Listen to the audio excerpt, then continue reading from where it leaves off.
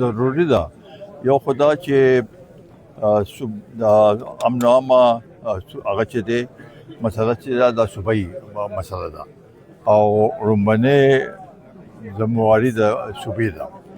خو چونکې دا مسله ډېره پیچیده ده او سنګینه ده نو د مرکز کومک پکې ډېر ضروري دی. او دا ما په خپل تقریر کې دا خبره وکړه چې د هغې نه بغیر کېږي نه، د هغوی د تعاون نه بغیر نه کېږي او یو بل سره به په دې کې دا د سیاست نه بالاتر او په دې باندې پکار دا دی چې دوی یو بل سره تعاون وکړي.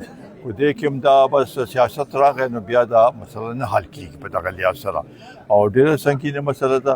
په دې کې کو کې چې ټایم ډېر کم ملو شو دومره سپیکرانو او بیا چې 15 منټه نو هغې کې هغه شانتې هغه پوره تفصیلي هغه ونه شوه او ما پکې د دې هغه ویلو چې نیشنل ایکشن پلان دی داسې یو صوبایي ایکشن پلان دی جوړ کړي، هغې باندې دوی عمل وکړو. دا ښه ده چې وشو.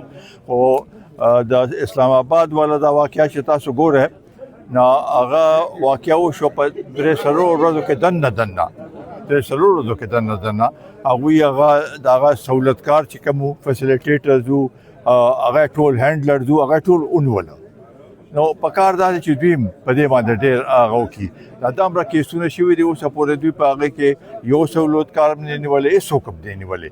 نو چې څو پورې دا هغوی سهولتکار نه نیول شوی نو دا مسله هغه شانتې نشي هغه کېدی او هغې نه ډېر دوی ته به هغه میلاو شي، مواد به میلاو شي چې څوک کوي کوم ځای کې څه د دوی هغه دی کوم ځای ته تانې باندې رسېدلي دي.